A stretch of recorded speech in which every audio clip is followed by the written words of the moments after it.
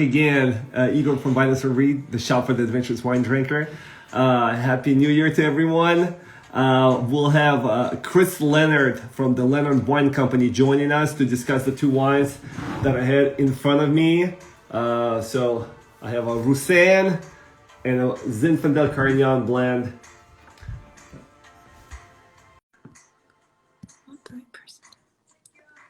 Yeah. So hopefully it'll take a second for Chris to jump on so he could join us. Pretty cool asking about his passion, how he got into wine, and why he decided to work on these two particular grape varieties, which are not exactly rare, but rare enough in California, except for Zinfandel. But Roussanne and Carignan, obviously Rhone varietals that are the specialty of Southeast France.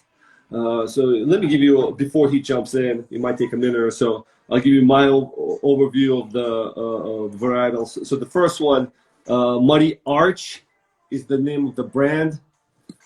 And I think Chris is about to join us. All right. We're just waiting for him to join. It should be fun discussion. All right, Chris. Hey. Nice to meet you, man.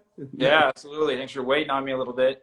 Oh, absolutely. No, we started this a couple of times, but it's all right. It's no problem. So I gave it like a little overview about the varietals, and okay. I want to, first of all, I want to ask you, how did you get into wine? What was the passion behind you getting into wine? Any specific bottle you've had in the past, or how did you get the itch? Yeah. Well, hey, thanks for having us at the wine shop first. Appreciate it. Absolutely. Yeah, the wine, it's, pretty nice, complex question, but lots of different influences. I'm from Missouri originally, and I came to Napa Valley in 2007 to start making wine. So just took a road trip in 2006 to Napa and tasted some great mountainside Napa Cab. And, that structure from Napa Cab up in the mountains, I wanted to, learn about that. So I would say that's kind of from the wine perspective, that sensory on, wine that exists, powerful finish from tannic, mountainside fruit. That kind of got me into wanting to learn how to make wine back in 2007. So started since then.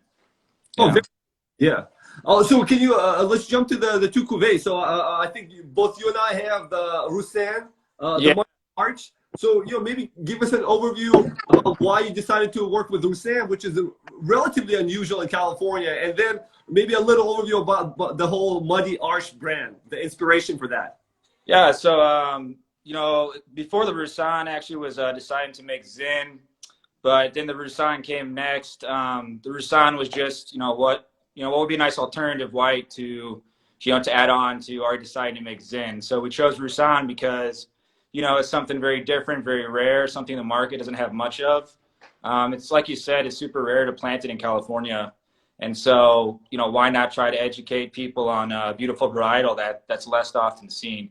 So, I mean, our brand is more about, offering alternative options for the average wine consumer, teaching them about more rare vineyards, more rare flavors. So we do that, I feel, through offering classically structured is a wine style we do, so a little less ripe.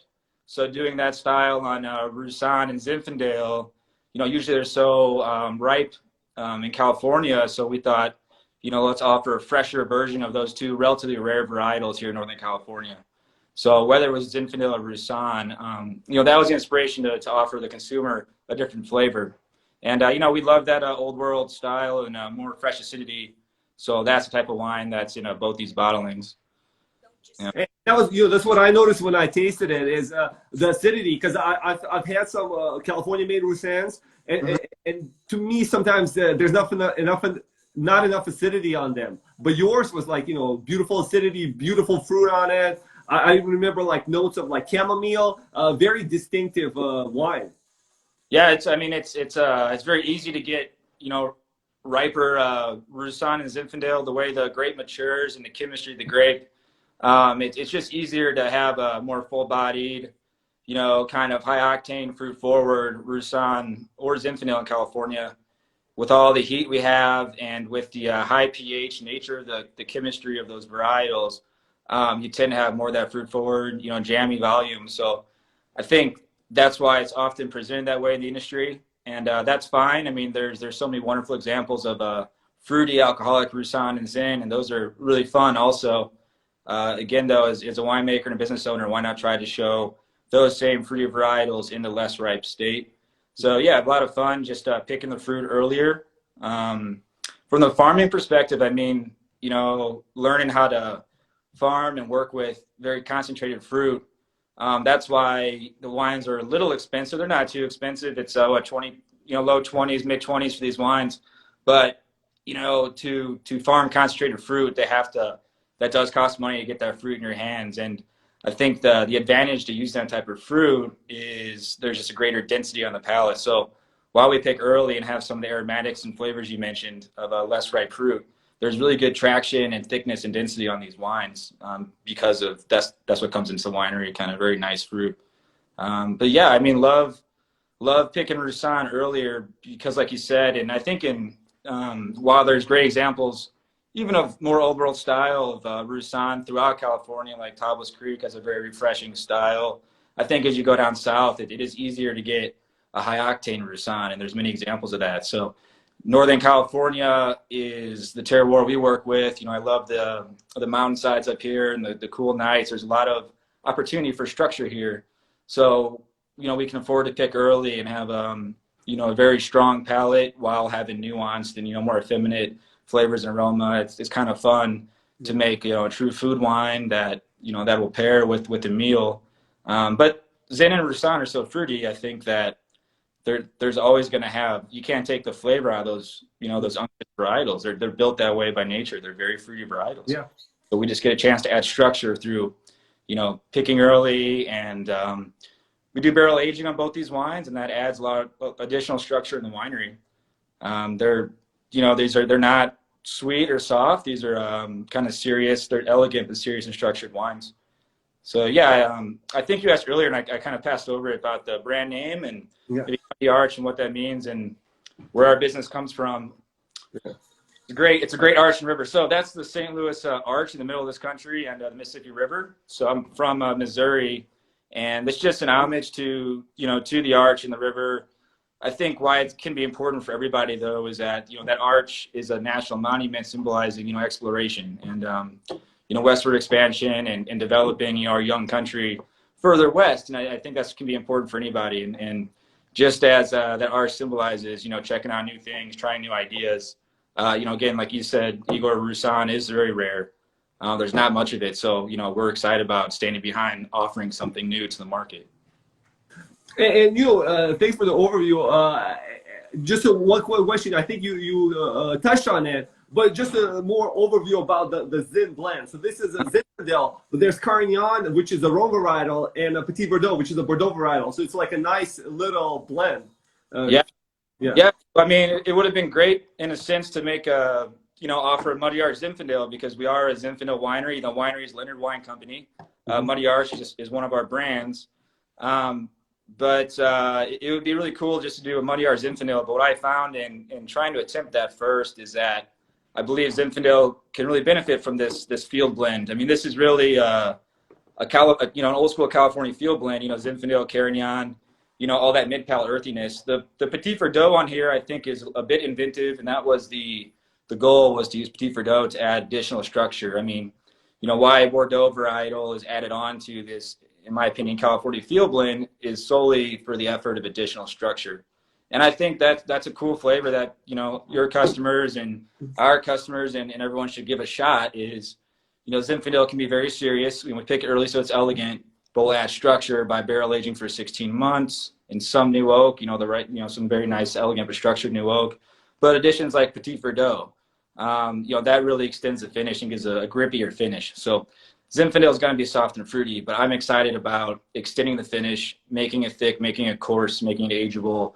I don't have a problem with Petit Verdot offering maybe some briar character, some black and blue fruits, a little bit more, greener in nature. It's a nice addition to Zinfandel. Zinfandel has plenty of red fruit, that will not get covered up, in my opinion, by the darker Petit Verdot. So it's a cool blend in that all three varietals have a different showing of the palate. They all work together on the palate. You can pick them out, and the flavors are all there. All three varietals have their own flavors. The Carignan in this wine is pretty cool. It's kitty corner to Evangelo Vineyard in Contra Costa County. So it's not Evangelo.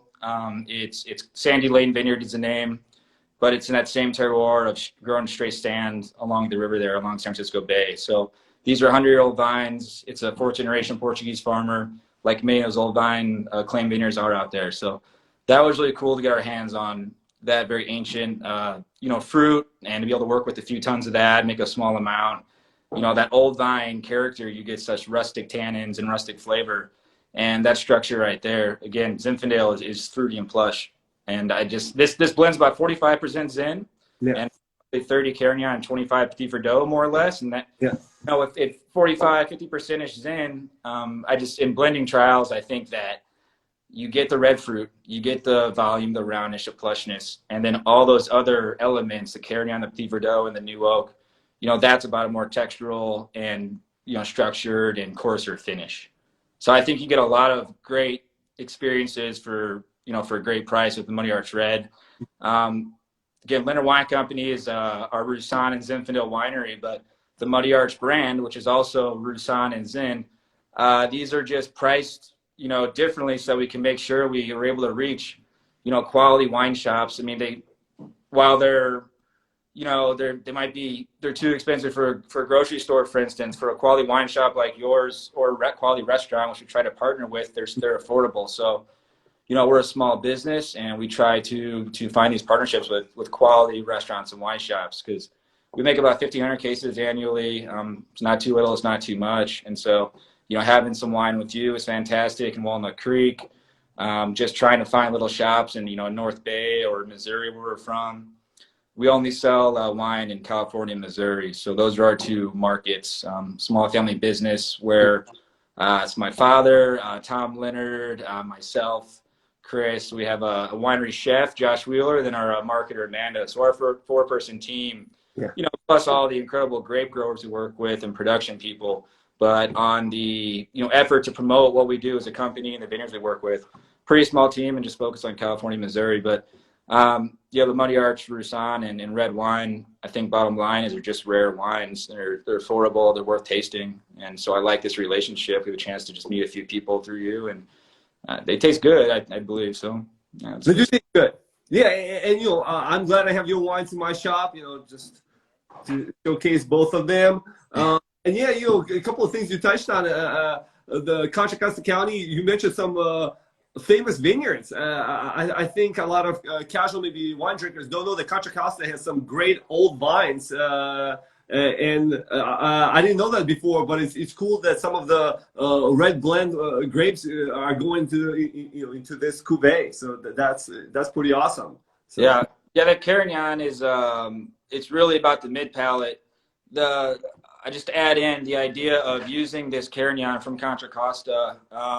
This wine, Muddy Arch Red wine, came after our Leonard Wine Company Rockpile Zinfandel. So we've been doing that wine since 2014 with the same vineyard, the same grower, a little boutique vineyard out in Rockpile, which, that's a fantastic opportunity to work with that type of Zinfandel and that type of climate and terroir out there. So we love the Rockpile Zinfandel we make.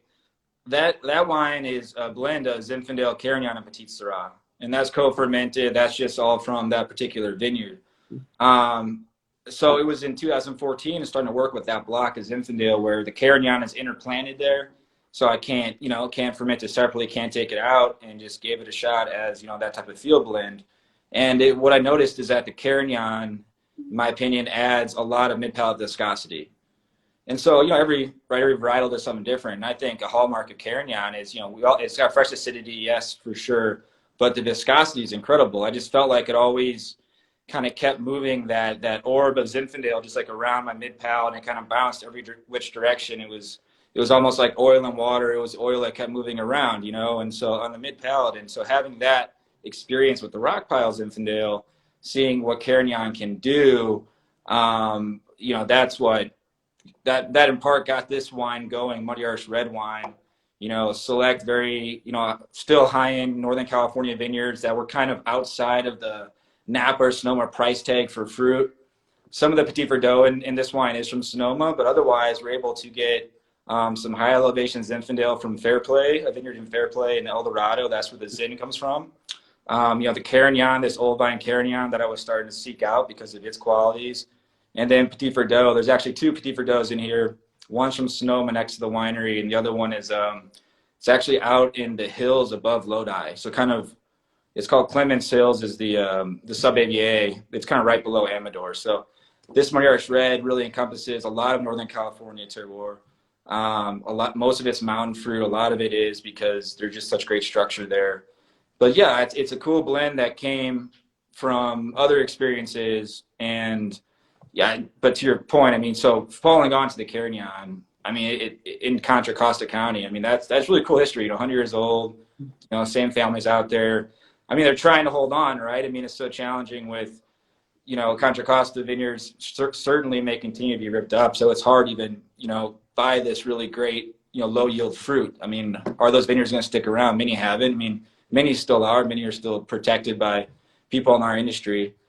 Sandy Lane Vineyards, where he pulls from, that 4th generation Portuguese farmer, he has been selling to a lot of fantastic people throughout these years, and they're still holding on. So I hope we keep holding on to that nice old school old vine Carignan. I mean, it's a great part of our wine. It's a great part of California history. It's a cool vineyard, so hopefully it keeps going. But that's a scary thing about Northern California trying to hold on to these vineyards. And so our brand is about trying to, if nothing else, it's to show them while they last. Yeah. They last. Hopefully we can also help do that in the future. But right now, it's great to have control of some of them, and that's what's in the bottle. And you can taste it. Both are great cuvées. Chris, thanks for joining us. And before we go, I know you make other wines. So how would people be able to reach the company? Maybe some little. Yeah, thank you. Yeah, so Leonard Wine Company is a business, leonardwineco.com. So Leonard, wineco.com. That would be great to do that. So please, also, Igor, your shop, I'm stoked to have them in there. We only have so many retail partners, and to find a small production one, a small partner, that's fantastic. So yeah, through your site or through our website, we have our own little wine club for some of those vineyard designate wines like I mentioned, the Rockpile Zinfandel. We have very old vine, 45-year-old vine, Child's Valley Zinfandel. So that's a rarity, and that's actually getting ripped up this year. So that'll be gone. We had that since 2014. So to 2014, we're making Rockpile and Child's Valley Zinfandels. The Rockpile's still going on. The Child's Valley Zin's going to be replaced with Cabernet. Yeah. So that's what that is. And then we got a nice Roussan from Sonoma Valley right outside the square, the Sonoma Square. Oh, okay. Those are really nice vineyard designate wines that we love to sell to our wine club, and our winery chef Josh Wheeler works with pairing those for people.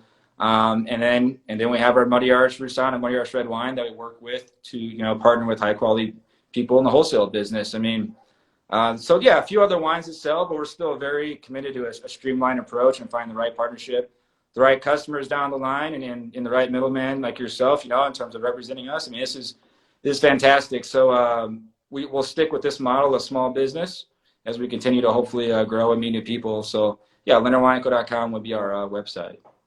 Awesome. Thank you for joining me, Chris, and thanks everybody else for joining. Everyone have a good day.